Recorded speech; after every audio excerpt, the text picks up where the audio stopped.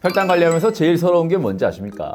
평소 즐겨 먹던 음식을 보면서 참아야 할 때입니다. 지난 시간에 라면 먹고 움직여서 혈당 삭제하는 거 알려드렸죠. 이번엔 라면보다 더 무시무시한 바로 짜장면입니다. 짜장면처럼 강력한 탄수화물 폭탄은 저도 함부로 도전하기 힘든 악당인데요. 만약 짜장면을 먹어도 혈당이 스파이크 치지 않고 완만하게 오르게 해주는 방패 같은 약이 있다면 어떠시겠습니까? 오늘 소개할 약은 한국의 밥상에 최적화된 식후 혈당 삭제 치트키 2탄, 바로 미그리톨입니다. 쓸데없는 이야기 없이 바로 본론으로 들어가서 먼저 이 미그리톨이 어떻게 작동하는지 알아보고 그 다음 미그리톨을 복용하는 최고의 시간대, 그리고 미그리톨을 구하는 방법과 주의사항에 대해 차례차례 알려드리겠습니다. 오늘 영상 끝까지 보시면 회식처럼 다른 사람들과 함께 식사해야 할 때 혼자 탄수화물 앞에서 더 이상 기죽지 않는 법 알아가실 수 있습니다. 제가 개인적으로 외식할 때 활용하는 방법이니까요. 기대하셔도 좋습니다. 자, 그럼 미그리톨이 도대체 몸속에서 무슨 일을 하길래 짜장면 같은 걸 먹을 때 활용할 수 있다는 건지 이걸 이해하실 수 있도록 아주 쉽게 설명드릴게요. 짜장면 속에 면발이나 밥알 같은 탄수화물들, 이걸 현미경으로 확대해보면 아주 긴 진주 먹거리처럼 생겼습니다. 진주 알맹이들이 줄줄이 깨어있는 거죠. 이게 우리 장에서 혈관으로 흡수되어야 혈당이 올라가는 건데요. 문제는 우리 장벽에 있는 구멍, 즉 영양성분이 들어가는 문은 너무 작습니다. 이 긴 진주 목걸이는 절대로 그대로 통과할 수 없습니다. 그래서 우리 몸에는 이 목걸이 줄을 싹둑싹둑 자르는 가위 부대가 대기하고 있습니다. 이걸 전문용어로 소화효소라고 부르죠. 건강한 사람은 소화효소의 가위질을 통해 탄수화물이 가장 작은 단위인 포도당으로 잘게 쪼개진 다음 혈관으로 들어오면 바로바로 인슐린이 나와 처리를 해줍니다. 손발이 척척 맞죠. 하지만 당뇨병 전 단계나 당뇨인들은 인슐린 반응성이 떨어지거나 나오는 양이 부족해서 쏟아져 들어오는 포도당을 감당하지 못해 혈당 스파이크가 터지는 겁니다. 그렇다면 이때 가위부대의 가위질 속도가 느려지면 어떻게 될까요? 혈관 속으로 유입되는 포도당의 속도가 확 줄어들겠죠. 이 가위부대의 활동을 억제시키는 게 바로 이 미그리톨입니다. 미그리톨을 먹었을 때 일어나는 일, 첫 번째, 진주 목걸이가 다 잘리지 않습니다. 소화가 완결되지 않은 덩어리채로 대장으로 넘어가 변으로 배출됩니다. 한마디로 먹긴 먹었는데 몸 안으로 흡수가 안 되는 겁니다. 물론 100% 막히는 건 아니고 대략 30%가량을 흡수시키지 않습니다. 먹었는데도 흡수가 안 된다.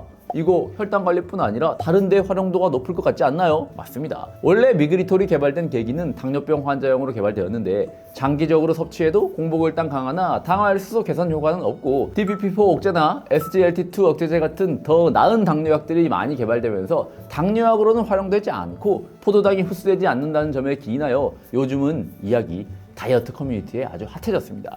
실제로 피하지방 10%, 복부 내장지방 15% 감소했다는 연구 결과도 있어서 먹는 삭센다, 먹는 위고비라 불리기도 하는데요. 솔직히 말씀드리면 위고비나 삭센다급은 아닙니다. 작용하는 기전도 분명히 다릅니다. 평소 먹고 싶은 대로 다 먹으면서 이것만 먹는다고 살 빠지는 게 아니에요. 하지만 평소 탄수화물 섭취를 줄이시면서 관리하던 분들이 회식이나 어쩌다 한번 짜장면 드실 때 활용하신다면 건강한 식습관을 무너뜨리지 않고 활용할 수 있는 꿀팁이 될 수 있다고 생각합니다. 미그리톨을 먹었을 때 일어나는 일, 두 번째, 이게 진짜 핵심입니다. 바로 흡수되는 속도를 줄여줍니다. 제가 혈당 관리의 핵심은 첫 번째가 양, 두 번째가 먹는 속도라고 누누이 말씀드렸죠. 똑같은 음식을 먹더라도 천천히 드시면 혈당이 완만하게 오릅니다. 자, 오마카세 초밥집을 생각해보세요. 요리사가 하나 쥐어주고 다른 손님도 하나씩 또 쥐어주면서 또 재료 손질하면서 만든 다음에 또 하나 주고 음식 되게 천천히 나오죠. 그래서 오마카세 초밥을 먹을 경우 우리 몸속 혈당도 천천히 오르는 편입니다. 그런데 회전 초밥집은 어떤가요? 레일 위에 접시 마구마구 집어들면서 한 입 먹고 또 먹고 또 먹고 또 먹고 순식간에 10접시를 해치웁니다. 같은 양을 먹어도 혈당 올라가는 속도가 완전히 다르겠죠. 당뇨인들의 문제는 내 몸의 인슐린은 오마카세 셰프처럼 느긋한데 음식은 회전초밥처럼 쏟아져 들어온다는 겁니다. 미그리톨은 우리가 회전초밥처럼 빠르게 식사를 해도 장 속에서 오마카세처럼 천천히 소화되게 만듭니다. 인슐린이 일할 수 있는 시간을 벌어주는 효과, 이게 바로 혈당 스파이크를 막는 비결입니다. 자, 이제 원리를 알았으니 실전입니다. 이 약 언제 먹어야 할까요? 식후 30분? 절대 아닙니다. 그때 드시면 이미 버스 떠난 뒤입니다. 정답은 첫 숟가락 뜨기 직전 혹은 식사 시작과 동시에입니다.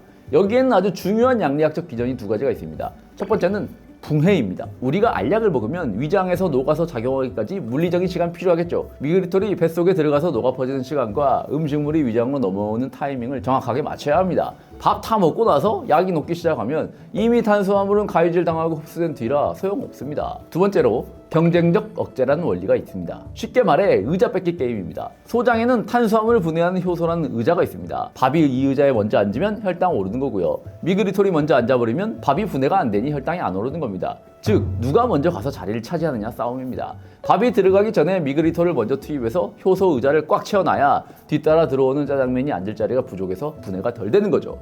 식사 도중에 드셔도 효과는 있지만 식후 30분에 드시면 이미 밥이 다 의자에 앉아버린 상태라 미그리톨은 할 일이 없습니다. 약효가 뚝 떨어지는 거죠. 그래서 저는 아예 식탁에 음식이 깔리면 수저들기 전에 무조건 약부터 까서 입에 넣습니다. 이 선점 효과 꼭 기억하세요. 자, 여기까지 들으시고 지금 바로 쿠팡이나 네이버 켜시는 분들 계시죠? 혹은 아이허브 같은 직구 사이트 드시는 분들 스마트폰 조용히 내려놓으셔도 됩니다. 거기에는 없습니다. 왜냐하면 이 미그리톨은 건강기능식품이 아니라 의사의 처방전이 반드시 필요한 전문의약품이기 때문입니다. 나라에서 이걸 왜 굳이 전문의약품으로 묶어놨을까요? 그냥 좋으면 다 같이 사 먹게 해주면 될 텐데 말이죠. 다 이유가 있습니다. 마냥 좋아 보이는 이 미그리톨도 잘못 쓰면 확실한 부작용이 있기 때문입니다. 그래서 저도 필요할 땐 꼭 의사 선생님을 만나서 처방전을 받고 약국에서 구입합니다. 저혈당을 유발하는 일은 없으니 혈당 측면에서 위험한 일은 없습니다만 아까 제가 먹은 탄수화물 30%는 흡수가 안 되고 대장 넘어간다 했죠. 이게 장내 환경에서는 폭탄이 될 수도 있습니다. 소화되지 않은 탄수화물이 대장에 도착하면 거기 살던 균들이 와 먹을 거 도착했네 잔치네 하면서 달려듭니다. 그러면 엄청난 발효가 일어나면서 가스가 뿡뿡 차오르게 됩니다. 심한 분들에게는 그냥 방귀 좀 나오는 수준이 아니에요. 냄새가 독해질 수도 있고 배가 빵빵해지는 복부 팽만감, 심하면 설사나 복통 때문에 불편해질 수도 있습니다. 그래서 의사 선생님이 진료가 반드시 필요한 겁니다. 의사 선생님께서 환자의 상태를 보고 이분은 50mg부터 천천히 시작해야겠구나 혹은 이분은 장이 예민하니까 다른 약이 낫겠구나 하고 판단을 해야 하거든요. 그러니 무턱대고 남의 약 빌려서 드신다거나 병원에 가셔서 유튜브에서 봤는데 무조건 이 약 내놔라 하고 떼쓰시면 절대 안 됩니다. 내과 혹은 비만 클리닉에 문의하셔서 제가 식후 혈당이 걱정되는데 이 약이 저와 맞을까요? 라고 꼭 상담해 보셔야 합니다. 처방을 결정하는 사람은 의사 선생님이고요. 저는 여러분께 이 좋은 옵션도 있다. 이걸 알려드리는 정보 전달자일 뿐이니까요. 자, 이제 마지막으로 이 미그리톨을 드실 때 효과가 200% 폭발하는 환상의 짝꿍 알려드리겠습니다. 첫 번째는 아무리 미그리톨을 먹어도 흡수되는 음식은 70%나 됩니다. 그러니까 안심하고 배부르게 드시면 골라야 한다는 이야기입니다. 특히 짜장면 같은 음식은 면뿐만 아니라 소스에도 당분이 많아서 진짜 말 그대로 폭탄입니다.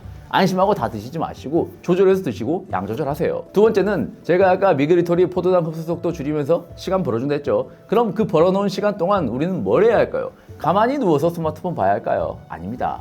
미그리톨이 벌어준 그 시간은 바로 여러분들이 움직임을 통해 천천히 유입되는 포도당을 처리할 수 있는 골든타임입니다. 생각해보세요. 댐이 무너져서 물이 막 한꺼번에 쏟아지면 물레방아 부서집니다. 운동으로 막기 힘들어요. 하지만 미그리톨이 댐 수문을 조절해서 물을 졸졸졸졸 천천히 흘려보내준다면 어떨까요? 이런 약한 정도의 움직임만으로도 충분합니다. 약에만 100% 의존하지 마세요. 약이 벌어준 시간을 움직임으로 채우세요.